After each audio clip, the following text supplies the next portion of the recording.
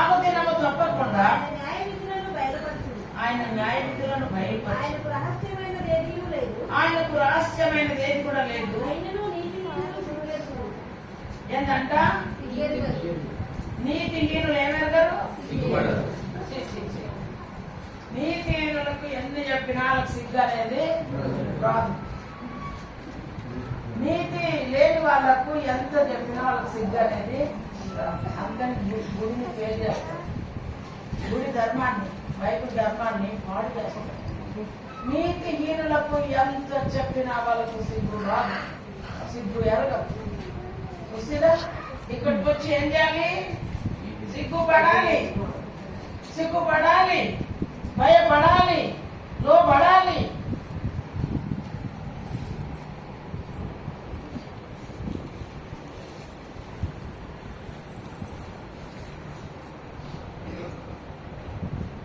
ఎంత ధర్మానికి కట్టుబడి ఉన్నారు.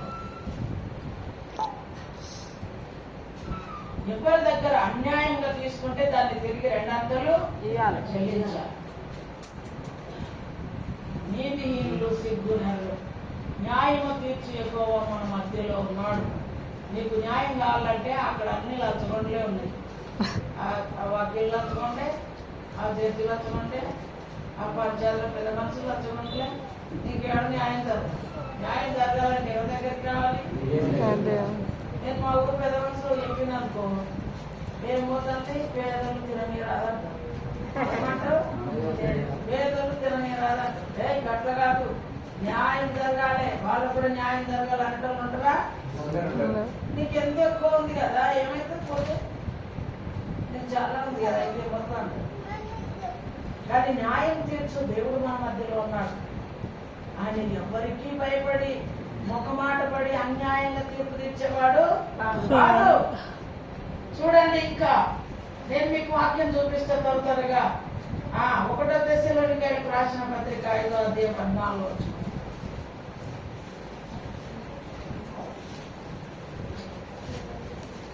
కొందరు తీసి సభకు చదవండి. సమస్తులు సహోదరులారా, మేము మీకు బోధించినది ఏమనగా, అక్రమముగా నడుచుకున్న వారికి బుద్ధి చెప్పుడి. అక్రమంగా నడుచుకునే వారికి బుద్ధి చెప్పండి. ధైర్యం చెడిన వారిని ధైర్యపరచుడి. ధైర్యం చెడిన వారిని ధైర్యపరచండి. బలహీనులకు ఊతనేయుడి. ఎంత మంచి మాటలు. అక్రమం చేసేవారు గుడిలో ఉండొచ్చా? ఉండరాదు. బలహీనులను పట్టించుకోకుండా ఉండొచ్చా? ఉండరాదు. ధైర్యం చెడిన వారిని పట్టించుకోకుండా ఉండొచ్చా? ఉండరాదు. మా అభిషేక్ తెలుసు, వాళ్ళు వచ్చిన ముందు కూర్చుంటే నా కన్నుల నీళ్ళు కారిపోతా. మా సూర్యుడికి పెళ్లి కాకపోతే నా ముఖాన్ని చేతులు పెట్టుకుని ఏడ్చాను. వయసు అంతా అయిపోతుంది, ఆమె రాదు, గొడవనియదు. నా కొడుకు శరీరం కుసిస్తుందయ్యా, మళ్ళీ ఒంటరుడు అయిపోతాడయ్యా, బలహీనుడు అయిపోతాడయ్యా. నా ముఖాన్ని చేతులు పెట్టుకొని ఏడ్చాను నేను. ఓ మంచి జీవితాన్ని ఇవ్వమని.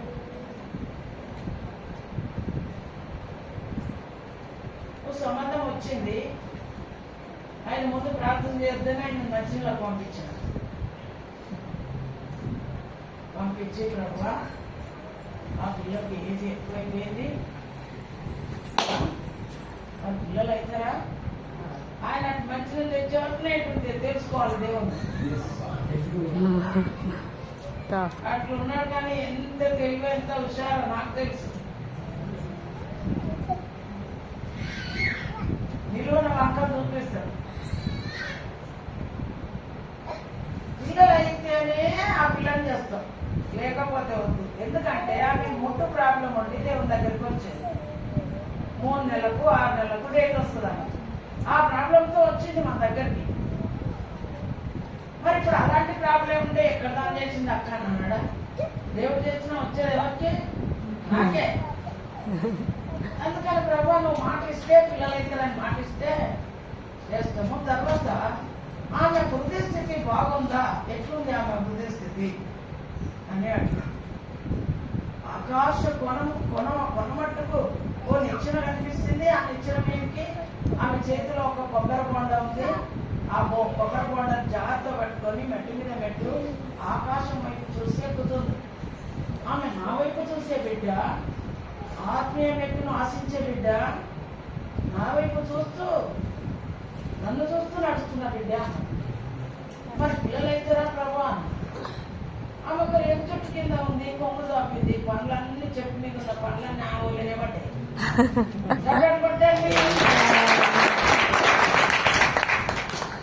ఏ సూరి, నువ్వు చదువుకోలేదు, చదువుకున్నా వచ్చింది నీకు, పీడీ చేసినా వచ్చిందంటే మా సురేష్ ఆమె లూది అవుతుంది, నీకే ఇష్టం, నాకేం ఇష్టం లేదు. లూది అవుతుంది, నీకే ఇష్టం. ఓ సంవత్సరం కొత్త పిల్లలు కాకపోతే ఒక అల్మా తెచ్చింది, ఒక మచ్చం తెచ్చింది, అవి పట్టుకొని పోతుంది. ఆ మాట అంటే నేను ఆ పిల్లలు పిలుచుకొని చాలా అమ్మకోడి, చాలా శక్తి మనిషి అన్నట్టు చేస్తాడు. నువ్వు జాగ్రత్త ఉండు, నన్నే ఎదిరిస్తాడు. నా జ్ఞానాన్ని కూడా కొన్నిసార్లు ఎదిరించి మాట్లాడాక నేను విన్నా. నువ్వు చాలా జాగ్రత్తగా బాగా ప్రార్థన చేసుకోవాలి, దేవుని సన్నిధిలో నీ హృదయాన్ని అప్పగించి పిల్లల కొరకు అడగాలి అని ఇక్కడ చెప్పిన ఆమెకు ధైర్యం చెప్పిన, ప్రోత్సాహపరిచిన. ఏం చేస్తావు, సంవత్సరమే ఆడబడ్డా అన్నట్టు ఆ బిడ్డ భయపడి లోబడి ప్రార్థన చేసుకుంటే, ఆయనతో పాటు ఇద్దరు కలిసి ప్రార్థన చేసుకుంటే పుట్టబోయే పిల్లలు చూస్తారు. ఇప్పుడు ఎంత సుఖంగా ఉన్నాడో, చర్చి అంతనే ఇల్లు కట్టుకున్నాడు, ఇద్దరు పిల్లలు, ఎంత పరికంప జీవితం నుండి వచ్చినాడు, ఎంత సుఖాన్ని, శాంతిని, విలువను అనుభవిస్తూ ఉన్నాడు. హల్లెలూయా. ఇప్పుడు జీవితం ధృవీకరించినట్టు లేదు, ఎవరు ఏళ్ళ చేసే స్థితిలో లేదు. భయంకర కష్టాల నుండి విడిపించి సమాధానం దయచేసాడు దేవుడు. చూడండి,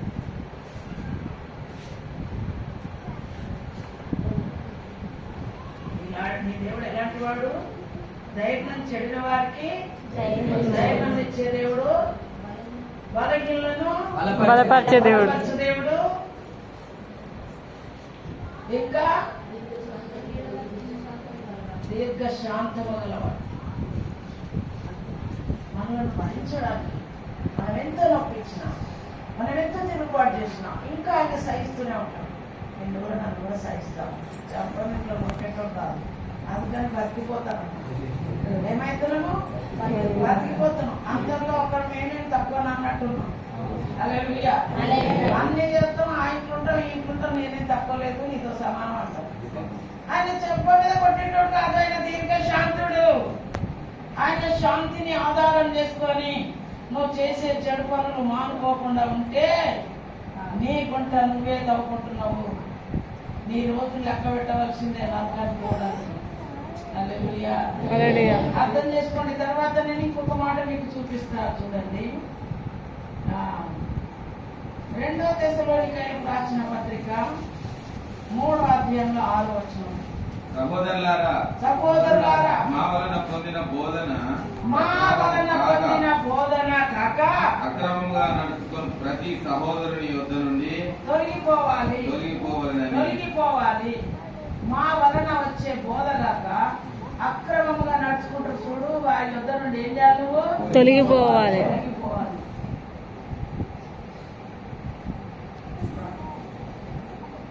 న్యాయంగా నడుచుకోనల్లా పక్కన నిలబడద్దు. మనము న్యాయంగా నడుచుకొని వాళ్ళ ఇంటితో, మనకు వాళ్ళ యొక్క ఇంటితో కానీ వాళ్ళ సహాయంతో కానీ ఏమాత్రం సంబంధం ఉండకూడదు. అక్కడ నుండి ఏం చేయాలి? తొలగిపోవాలి. చూడండి, ఇట్లయితే మనం వాళ్ళని గుళ్ళో ఉంచొచ్చా? తొలగిపోమంటంగా వాళ్ళన్నా తొలగిద్దామా, మనమన్నా తొలగిద్దామా? చెప్పండి మీరే. అక్రమంగా నడుచుకున్న వాళ్ళ ఇద్దరిని తొలగిపడ్డాను. మనమంతా సంఘం వేరే పెట్టుకుని వీళ్ళందరినీ పక్క పెడదామా? మరి అట్లా పెట్టాం. కొట్టగా ఏదన్నా ఒక రాయి తగ్గదా, ఆ పండు రాలేదా అని దేవుడే ఎదురు చూస్తూ, సేవకుడు కూడా ఎదురు చూస్తూ ఉంటే వినే వాళ్ళకి ఎంత అలసి అవుతుంది. అలసిగా తీసుకోవచ్చా? తీసుకోరా. చెప్పడం సేవకుల ధర్మము, చెప్పడం దేవునికి న్యాయము, వినకపోతే నీకే అన్యాయము. హల్లెలూయా. చూడండి, త్వరగా ముగిస్తాను. ముగిస్తాను. ఆయన ఎన్ని గంటలు ముగించాను నాకైతే వాచ్ లేకుండా చేసి అమ్మ ఒకటి లేదా? తర్వాత రోమపత్రిక 11వ అధ్యాయం 33 వచ్చిన ఏమంటాడు అమ్మ? ఏమంటారు అన్న?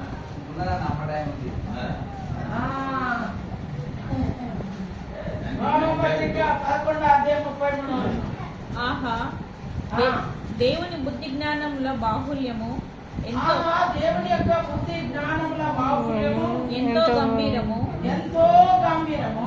ఆయన తీర్పులు శోధింపనెంతో అశక్యములు, శోధింపనెంతో అసత్యములు.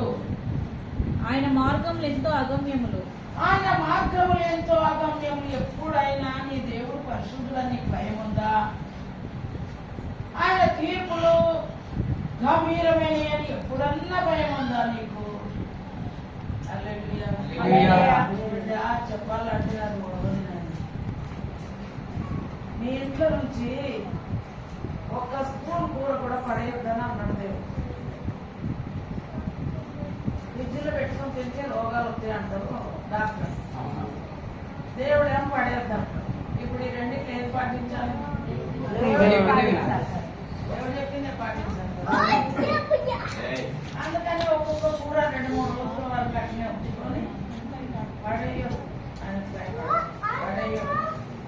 ఎవరైనా తమ్ముడు నేను పోయిందని మంచిగా బిర్యానీ వండి చపాతీలు పుల్కలు చేసి చక్కగా మటన్ వండి వచ్చారు చేసి అన్ని టిఫిన్ కట్టిన రోజు మాకు 2వ తారీఖు మేము ఉపవాసం ఉన్నాము.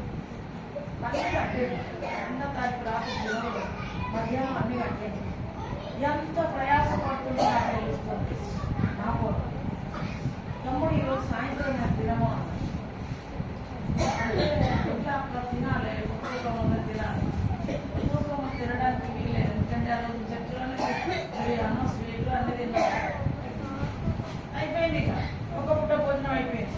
2వసారి తినకూడదు. వెళ్ళాం అక్కడ ప్రార్థన చేసినాం. రాత్రులంతా ప్రార్థన సగం రాత్రి వరకు ప్రార్థన చేసినాం. వదిలినాం. తెల్లారి తినాలంటే మళ్ళా పొద్దున ప్రార్థనలు పెట్టినాం. మధ్యాహ్నం 3 అవుతుంది. అన్నం ఎట్లుంది తెలుసా? లేచిన జీడిపప్పు గట్టిగానే ఉంది. లేచిన మసాలాన్ని మంచిగానే ఉన్నాయి. కానీ అన్నం మాత్రం పెరుగుతో పిసికి పెట్టినట్టు. ఇప్పుడు ఏం చేయాలి? మా సూర్యుడు ఉన్నాడు. సూరి ఆ ప్రేమను మనం పడేయాలి. ఆ త్యాగాన్ని మనము పడేయవచ్చు. విందాం. అలా చెప్పినాం. మీరు మాకేం స్పెషల్ చేయొద్దు. రాత్రి మాతో వచ్చిన స్పెషల్ మేము అనుభవిస్తాం. సిస్టర్ నీళ్ళైంది. నీళ్ళైనా సిస్టర్ నీళ్ళైనా అంతే. చేతులకు బక్క తాగుతూ తిండి రోగాలు వస్తాయా? వస్తాయి రోగాలు. ఎవరికి వస్తాయా రోగాలు? రోగం అంతా దూరంగా ఉన్న వాళ్ళకే వస్తాయి రోగాలు. దీర్ఘ రోగం అదీర్ఘ రోగం అనుకున్న వాళ్ళకే వస్తాయి రోగాలని. సకల రోగాలని బాగు చేసే దేవుడు ఉన్నాడు. ఈ పత్యాలు ఎందుకు మనకు? అయితే సత్యం పాటించాలి. కానీ పత్యం ఎవరికి అవసరమే లేదు. హల్లెలూయా. అంతే. మేము దాన్ని తినేసి ఆ చపాతీలు 2 తారీఖు చేస్తే 5 తారీఖు వరకు ఆ చక్రోళ్ళు చపాతీలు ఎదురా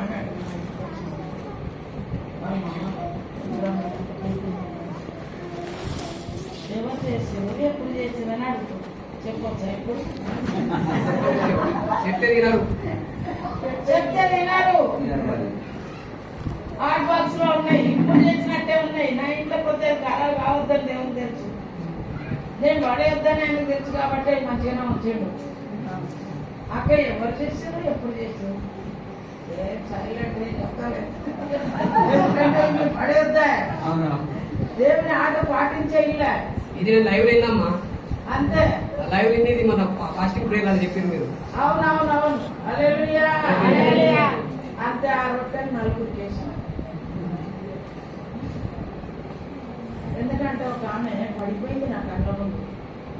వద్దాక తినలేదట నాకు గోడ కొరికితే జారింది. వామ్మో నా బిడ్డకు ఈ తిండి లేక ఈ ఈ టిఫిన్ లేక పొద్దుటి నుంచి తిండి లేక జారిందా. వామ్మో ఈ తిండి ఎంతో విలువైంది అవును. అని చెప్పి తర్వాత ఈ రొట్టెలు తిను, రొట్టెలు తిను, వద్దమ్మా నీ కొరకు చేయించుకునే నా కొరకు అంటే ఎక్కువ ఉన్నాయి రొట్టెలు 3 ఉన్నాయి. అందులో కూరేపించి ఈ అన్నము తినక ఈ ప్రాణము పోయే పరిస్థితికి వచ్చింది. సో ఇది జారింది. నాకట్లా ఉంది విషయాలు, ఆమె పరిస్థితులు లేకుంటే ఇట్లా జారింది. అప్పటికప్పుడు ఆ ఆహారం ఏం చేసింది, అలాగే ఇచ్చింది. ఆ చపాతీ తిన్నది, గ్లాస్ నీళ్ళు తాగింది, అక్కడ కాసేపు కూర్చుంది. ఈ రొట్టెల సంగతి చెప్పితే తింటావా, చెప్పకుండా తింటావా? ఎట్లా చెప్పినా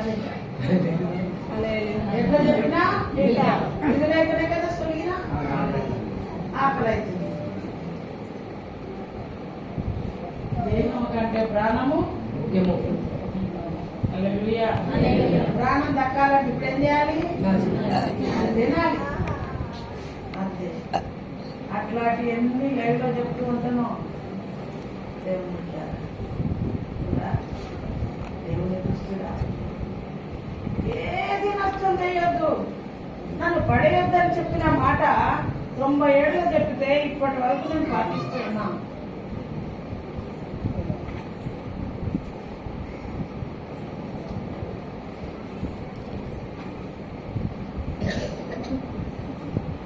ఎంత పచ్చడుకు గిన్నెలను వెతుకంతా ఎక్కడుంది దీనికి దగ్గర ఎక్కడుంది అని అంటే వెతుక్కొని వచ్చి దాన్ని అందులో పెట్టి చక్కగా మంట పెట్టి మళ్ళీ జ్ఞాపకం పెట్టుకుని ఇస్తాను. ఇది అయిపోయినాక మళ్ళీ పచ్చడి పనులు చేయగలుగుతాం. ఇది అయిపోకుండా మళ్ళీ ఉంది కదా అని చెప్పి ఆ నుంచి చదువుకొని రాను. ఇది అయిపోయినాక హల్లెలూయా. చూడండి దేవుని బిడ్డలారా, దేవుడు ఏది చెప్పితే అది అక్షరాల మన జీవితంలో నెరవేరుతూ ఉండాలి. చూడండి ఆయన తీర్పులు అవి ఎలాంటి అంట, చదువునా దోస్తున్నా,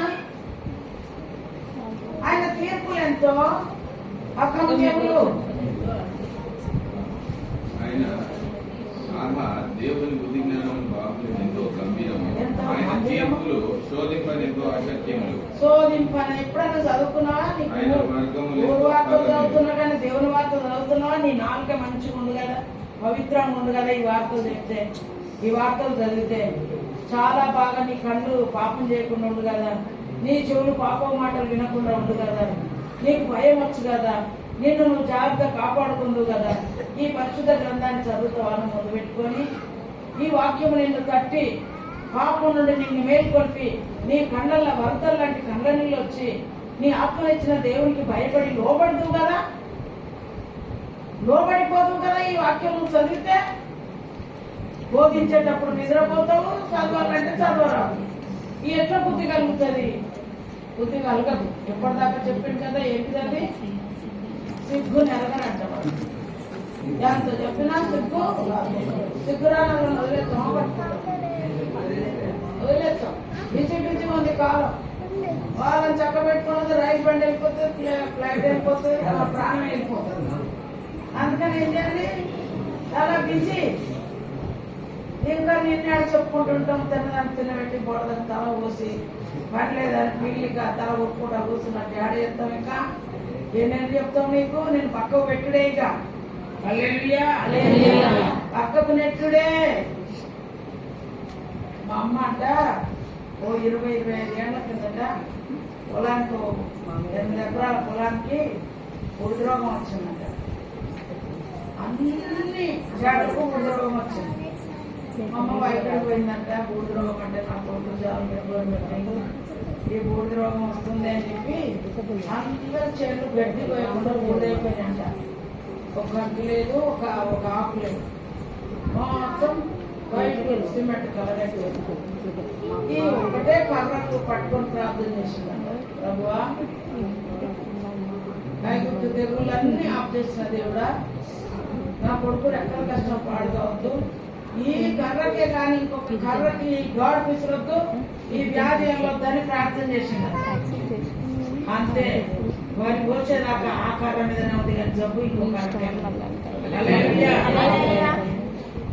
పురాణప్పుడు పట్టుకుపోతుందంట, చెట్లు ఎగిరిపడుతున్నాయంట, గాడుపు దుమారం. వరికి వచ్చి ఇంటికి వచ్చారు అంతే.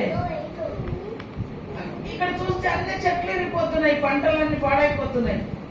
మా నడు చెల్లె మా అమ్మ మా అన్న ఒకరిచ్చారంట. చెట్లే ఇల్లు పెడితే మేము దోసిపెట్టిన మీద ఎంత అని చెప్పి ప్రార్థన ఏడ్చుకుంటూ ప్రార్థన చేస్తుంటే ప్రభు అన్నాడంట, గోళంలో నీళ్లు కొరకనట్టు మీరు కోసొచ్చిన మెదలు అట్లే ఉన్నాయి, ఏడొకండి అన్నాడంట. హల్లెలూయా. ఏం చేసిండు ప్రార్థన? అటు మొఖాన గాలి వెళ్ళకుండా చేశాడు. తెల్లారి పోయి చూస్తే ఒక్క మీద కూడా అటు ఇటు కదలేదంట. ఎంత మంచి దేవుని పెట్టుకున్నావు, నువ్వు అడిగి తీయడానికి ఆస్తులు, నువ్వు అడిగితే నీకు దొరికించడా, నువ్వు అడిగితే నీ పక్షాన వ్యాజ్యమాడడా. హల్లెలూయా. నన్ను ఒక భయంకరమైన తిట్టు తిట్టింది, దేవుణ్ణి తిట్టింది, నన్ను తిట్టింది, ఘోరమైన మాటలు తిట్టే మా యువరాజు భయపడిపోయి మీద మీదకి ఎక్కాడు. పిల్లి మీదకి ఎక్కి అక్కడ కూర్చున్నాడు, ఇక దిగుతలేడు మా అల్లుడు. అమ్మ నీకో కూర్చొని మాకు జరిగే మాటలు తిట్టుడానే నేను ఏమైనా చేయమేట సేవ, ఇంకేమన్నా అప్పచెప్పు, అన్ని బూతులు మేము పడలేము, మాకు ఒక్కలేదు అని చెప్పి మా యువరాజు పోయి అక్కడ వీళ్ళ మీద పంట ఒక్కలడుపు కూపుతారు. భయంకరంగా తిట్టింది, ఏడ్చి ఏడ్చి ఏడ్చి కళ్ళు వాసిపోయి జ్వరం పట్టి వాంతులు అయింది. ఏమన్నది కదా మనం భక్తుల సేవ, చేతిలో బైబిల్ ఉంది, చేతిలో బైబిల్ ఉంది, ఇది నేను బోధిస్తా, నేను కూడా వాకితే ఈ బైబిల్ బోధించవచ్చా? బోధించరాదు, అప్పు లేదు నాకు. ఇక మెల్లగా పోయిన పెద్ద మనుషుల దగ్గర పోయి దగ్గర పోయి వాళ్ళు దిన్నట్టు దిగుతలేడు, జ్వరం వచ్చి ఆమెను పుష్పని జ్వరం మందలియండి, బూతులు తిట్టకుండా మందలియండి అని అంటే అక్క అక్క అది పోలీసులనే వాడుకోబే అంటది. ఏమంటారో కదా, అది మమ్మల్ని ఏమంటుందో కదా. మేమేం రాము కానీ ఆకాశం వైపు చూస్తారా ఇద్దరు పెద్దలు, మేమేం రాము కానీ ఆ నీ దేవుడే చూసుకుంటాడు.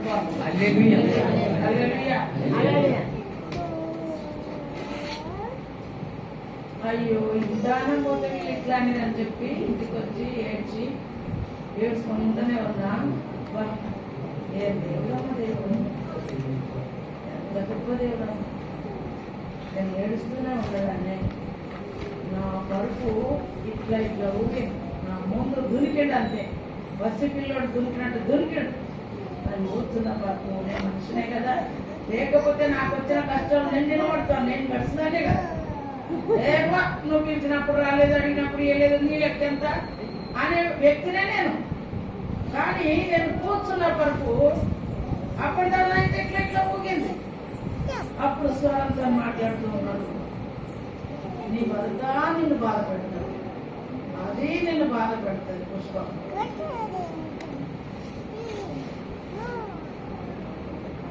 10వ తారీఖు ఉదయం నాది ఉండదు.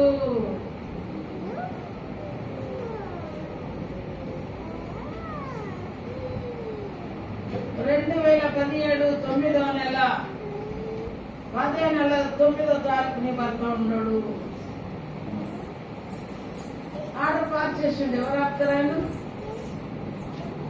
మనసులకు చేత కాదు కదా, దేవుడు చేత కదా. అంతే, ఆయనను తీసేస్తాను, ఆమెను తీసేస్తాను. ఆయన తీసేయొద్దని మొత్తం మీద చేతులు పెట్టుకొని ఏడ్చి, మొత్తం మీద చేతులు పెట్టుకొని వద్దు ప్రభా, వద్దు ప్రభా, వద్దు ప్రభా ఏడ్చి ఏడ్చి ఏడ్చి ప్రార్థన చేస్తే అనేక సార్లు తప్పించాడు, కానీ ఆ సారి మాత్రం తప్పలేదు. నిద్రలోనే ప్రాణము పోయింది. ఈమెన్ ఏమన్నాడు తెలుసా? భయంకరమైన బూతులు పెడితే మార్చి 10వ తారీఖు ఉదయం మధ్యరాత్రి 4 దొడ్డై చనిపోయింది.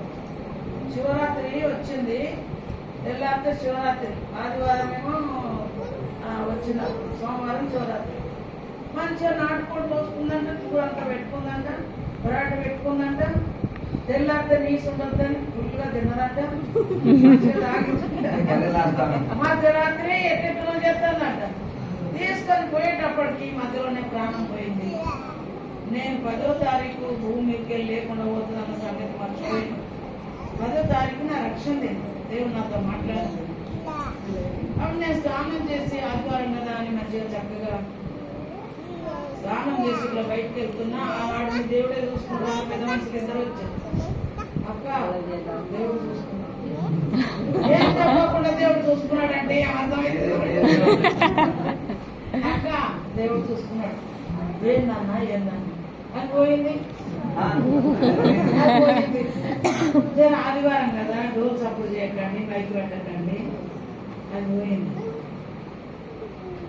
మెల్లగా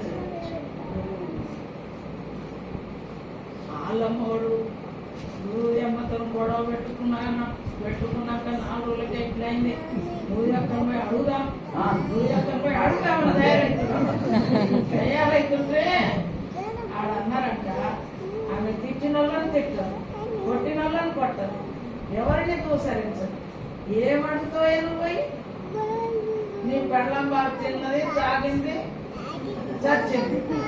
కానీ మడుతూ అది నీ పెళ్ళం చేసేసుకుందా, నువ్వు తాగే అని షాపించిందా, ఆమె ఎట్లా అడుగుతావు? అక్కడనే సంధాయించింది. ఆయన తర్వాత మా ఇంటి పక్క కూర వచ్చింది. వచ్చి కాలం మీద పడి పెడతాం. ఏం బిడ్డ ఎందుకు అంటే ఉదయంలో కూడా నచ్చుకుంటా అంటే అంటాను. అది ఏంటిరా ఎందుకు నచ్చుకుంటాను, ఏమైంది బిడ్డ ఎందుకు ఉదయంలో నచ్చుకోకంటాను డైరెక్ట్. ఏంది ఆడ నొప్పిస్తారు మీరు, ఆడ నచ్చుకున్నా ఏమైంది బిడ్డ అంటే అంటే మాటలు చూసుకొచ్చి మీ అక్కట్లో కొడుతుంది మా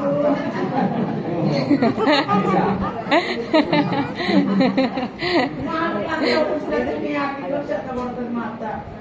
అట్లాంటప్పుడు నువ్వు ఏమనుకో అంటే బతకాలి అంటే బతకాలి ఏంద్రా బిడ్డ బతకాలి అంటున్నావు ఏంటా ఏంద్రా అని అంటే అంటే నువ్వు ఎవరిని ఇవ్వను అంటే హృదయంలో బాధపడతావు, అదే శాపం అవుతుందా అంటే మేము మా పిల్లలు బతకాలంటే అని అంటారు. చేతులు బట్టి లేపి చాటి కానించుకొని నేను ఎందుకు అంటారు. చేసిన తప్పు వాళ్ళకే ఉంది, నేను ఎవరిని అనలేదు.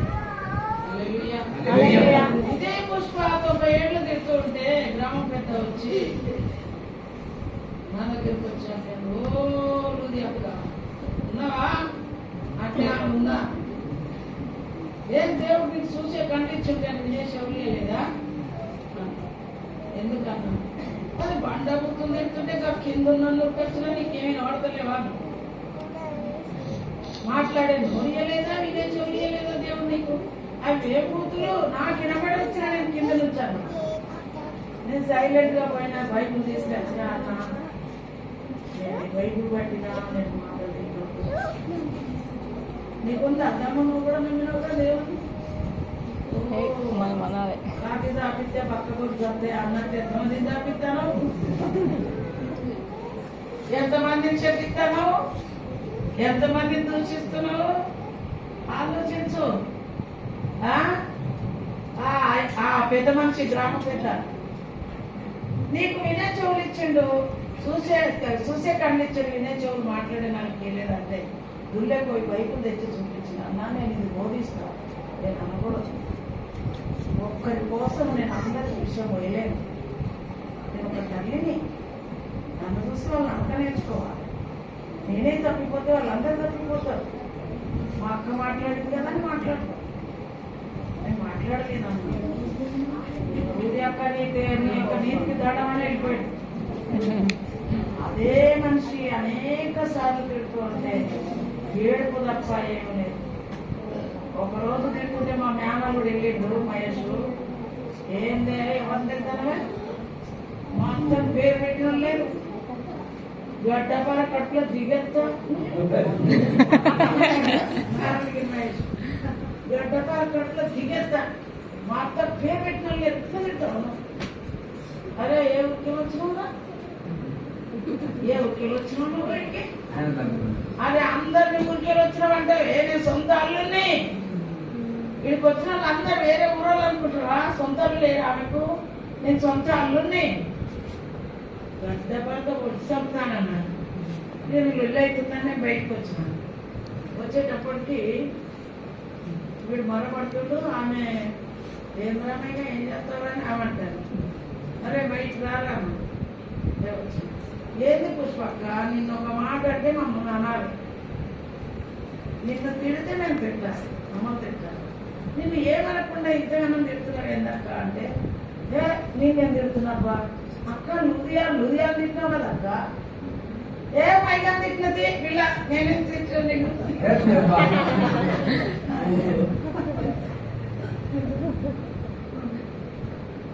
చూసిరా దేవుడు పెట్టారా? చెవులార విన్న మాటలను కూడా తప్పించింది. వాళ్ళు తప్పించారు, మాట తప్పించారు. నువ్వు కింద మీద కావద్దు, దేవుని బిడ్డలు. నువ్వు అనుకోవద్దు, నువ్వు జడవద్దు, నువ్వు భయపడవద్దు. ఏమాత్రం మాట జారద్దు. నీ అరిచేతిలో ప్రాణం పెట్టుకుని బతకాలి దేవుని కొరకు. నువ్వు నమ్ముకోవడము నీళ్ళ మీద పడవ కాదు, రాళ్ళపాట ముళ్ళపాట. మనసును అనుకోవాలి. ఎవరెట్లా ఉండని కానీ నీ మనసుని అడ్డుతాడు. నీ మనసు ఓడిపోవద్దు, నీ మనసు మారిపోవద్దు. నీ మనసులో పగలు ఉండొద్దు, ఈర్షలు ఉండొద్దు. యేసుక్రీస్తును గుర్తు చేసుకోవాలి. మీరేమి చేయించున్నారో క్షమించు. జీరో అయినవా, జీరో అయినవా బిడ్డ, హీరోవా జీరోవా చెప్పు. అన్నంలో ఉంచిన ఆయన పిల్లలు రాలేదని కానీ అన్నంలో కాల్పించి వచ్చాడు చేస్తుంటే. పిల్లలనిచ్చే దేవుడా, మట్టితో మానవం చేసిన దేవుడా, వీలిస్తే కళ్ళతో చూద్దాన్ని నిలబడతా. సజ్జుడా సచ్చినాడా? కళ్ళతో చూస్తుంటే వచ్చి నిలబడ్డాడు నా ఎదురుగా. బండలపై తోట కనబడుతుంది నా ఎదురుగా. అమ్మా నువ్వు తోటలో నాటిన కూర మొక్కలా ఉంటావమ్మా. స్వయాన బిడ్డను ఎత్తుకొని వచ్చి కళ్ళ మీద వచ్చి ఈ బిడ్డని తీస్తున్నా. కళ్ళలా ఉండదు, పదాలు కొడుకుంటే పుట్టిగానే ఏదో విశ్వాసంతో ఇల్లు బిడ్డ. క్రియాశక్తి ఉండాలి, క్రియలు జరగాలి. ఆయన క్రియలు జరిగించువాడు. ఎట్లా నిలబడతావు? మనమట్టుకు మనం నిలబడలేదు. ఎవరో ఈత నేర్పితే కానీ, ఎవరో బోధ చేస్తే కానీ దాన్ని బట్టి మనం నిలబడలేము. మన శ్రమలు దండి, మన ఓపిక ఉండదు. మనం ఇష్టానుసారంగా జీవించి వచ్చిన వాళ్ళం. ఒక సంఘం యొక్క అదుపులో ఉండాలంటే ఉండలేము. స్వయం శక్తి కావాలి. దేవుడు దర్శించాలి, దేవుడు మాట్లాడాలి. అప్పుడు ఆయన వరదలేని వచ్చినా వనకవు, అల్లలేని కొట్టినా అదరవు. ఆగిపోయే అడ్డులు వచ్చినా సాగిపోవడానికి ఇష్టం.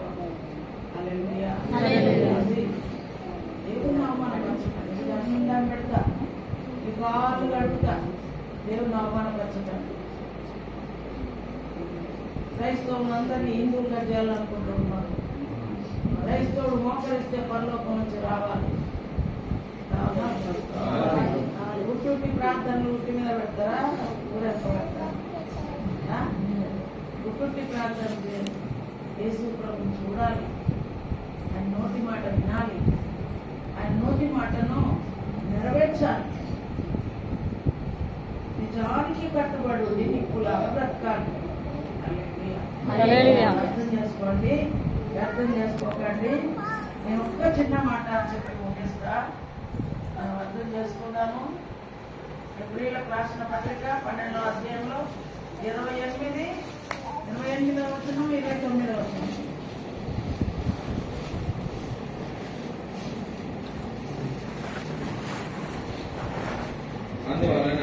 అందువలన మనము నిశ్చలమైన రాజ్యములు పొంది దైవ కృప కలిగి ఉందము. ఆ కృప కలిగి వినయ భయభక్తులతో రాసి పెట్టుకోండి. ఆ కృప పొందిన తర్వాత వినయ భయభక్తులు. దేవుని దేవునికి ప్రీతికరమైన సేవ చేయడం. వినయ భయభక్తులు కలిగి ఉండాలి. దేవునికి ప్రీతికరమైన సేవ చేయాలి. ఆ కృప కలిగి మనం ఏమైండాలి?